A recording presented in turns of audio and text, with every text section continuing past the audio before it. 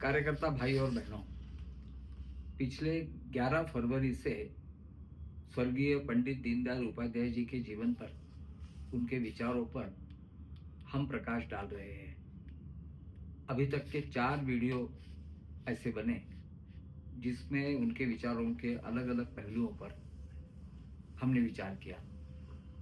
आज हम विचार करेंगे, जो लोग पंडित दीनदयाल जी के विचारों की प्रासंगिकता पर सवाल उठाते हैं, ऐसे कुछ विषयों पर आज भाष्य करेंगे, विचार करेंगे। स्वर्गीय दीनदयाल उपाध्याय जी के एकात्म मार्गदर्शन के आधार पर भारतीय जनसंघ और आज की भारतीय जनता पार्टी, हमारी केंद्र से लेकर विभिन्न राज्यों में जो सरकारें हैं, उनके नीतियों का आधार वो रहा है। हम जानते हैं, आदरणीय मोदी जी के नेतृत्व में पहली बार 2014 में हमारी सरकार बनी।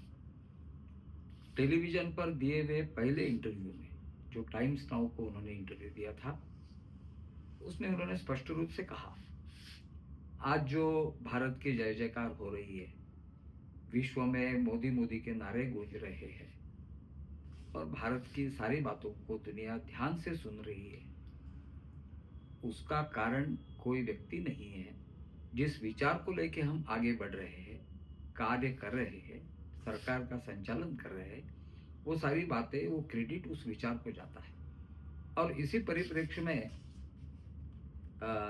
माननीय मोदी जी ने कहा कि हमारे सारे नीतियों का आधार स्वर्गीय दीनदयाल उपाध्याय जी के अंत्योदय वाली कल्पना को है। पंक्ति के आखिरी व्यक्ति तक अपनी बातों को पहुंचाना, उसके विकास की चिंता करना, उसका जीवन कैसे सुखी हो, ईज ऑफ गवर्नेंस के माध्यम से ईज ऑफ लिविंग कैसे हो, इसी को ध्यान में रखते हुए 2014 से आदरणीय मोदी जी के नेतृत्व में हमारी सरकार काम कर रही है और जिसके दूरलक्षी परिणाम हमारे अनुभव में आ रहे हैं। दूसरी बात, जब तक केवल पॉलिटिकल डेमोक्रेसी, एक व्यक्ति एक वोट और उसके आधार पर वोट का अधिकार सभी को और उसके माध्यम से निर्वाचित सरकार बनना, ये अपर्याप्त है।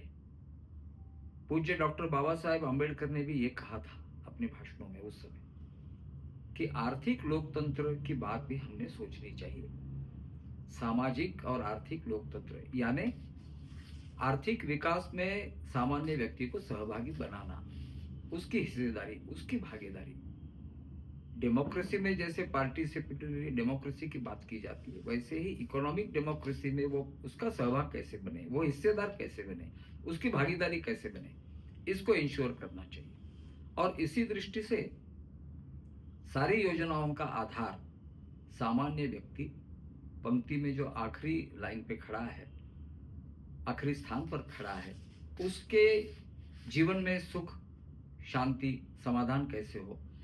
हम जानते हैं कि बहुत सारी योजनाएं, मैं कुछ योजनाओं का केवल जिक्र करूंगा।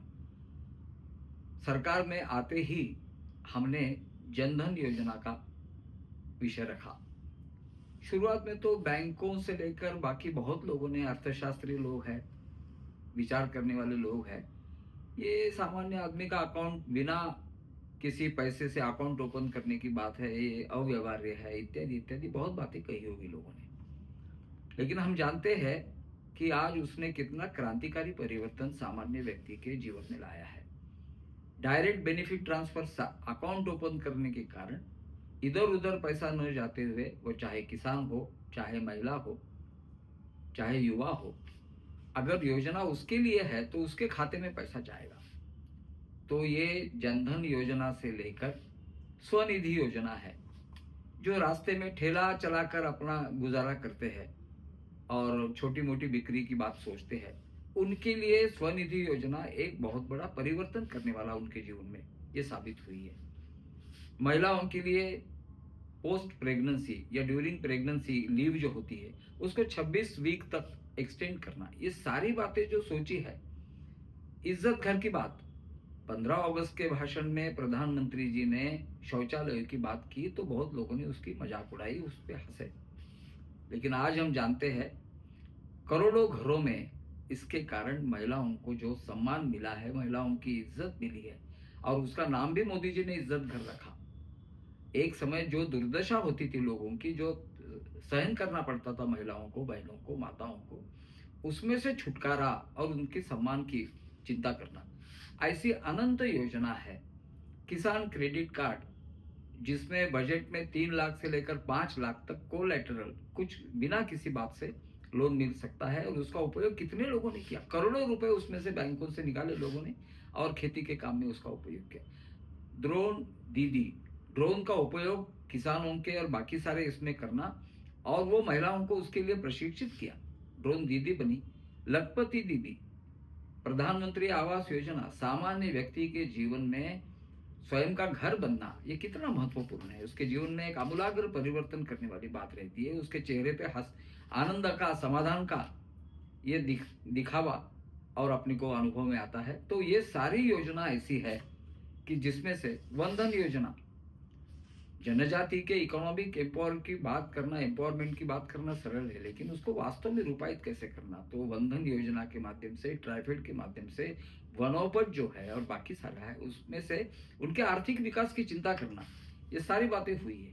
और मुझे लगता है कि ये सारी बातों का आधार उस टेलीविजन इंटरव्यू में माननीय मोदी जी ने कहा था कि हमारा आधार है अंत्योदय।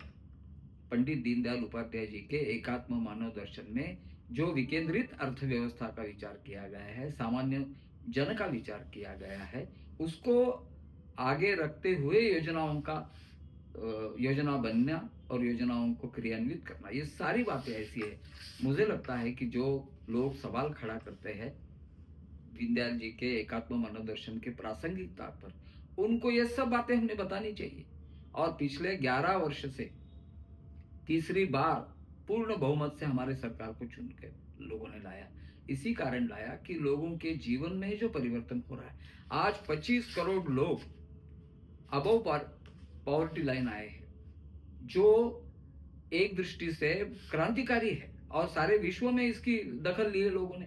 अर्थशास्त्री जो है, विश्व बैंक से लेके बाकी सारे सोचने वाले लोग हैं, उनके सामने कि 25 करोड़ लोगों को अबव पॉवर्टी लेवल लाना है, उनके जीवन में वो उस गर्त से बाहर आए, आर्थिक विकास के बारे में, स्वयं के जीवन के बारे में सुख चैन से जी सकते हैं, इस प्रकार की स्थिति लाना ये कोई सामान्य बात नहीं है। 25 करोड़, तो ऐसी सारी योजना जो है हमारे कार्यकर्ताओं ने नीचे तक बहुत आत्मविश्वास के साथ दीनदयाल जी के विचारों की प्रासंगिकता की बात कहनी चाहिए। और जो बातें हम करते आए हैं, सबका साथ, सबका विकास, सबका प्रयास, ये जो बातें की है वो सबके प्रयास में ही ये सारी बातें आती है। तो हमारी घोषणा ये केवल घोषणा नहीं थी, लोग कहते ये जुमले नहीं थे, ये वास्तव में सामान्य एक व्यक्ति के जीवन में सुख चैन से वो जी सके, आनंद से जी सके, समाधान से जी सके और अपने पॉलिटिकल डेमोक्रेसी, इकोनॉमिक डेमोक्रेसी और बाकी सारे अपने अधिकारों की रक्षा भी कर सके, उसका उपयोग भी कर सके। ये मुझे लगता है कि ये सारी बातें हमने दीनदयाल जी के बारे में, उनकी जयंती पुण्यतिथि तो हमने पालन की 11 फरवरी को, लेकिन वर्ष भर में जहाँ जहाँ कार्यक्रम होंगे उसमें ये सारी बातें लोगों के सामने हमने रखनी चाहिए। धन्यवाद।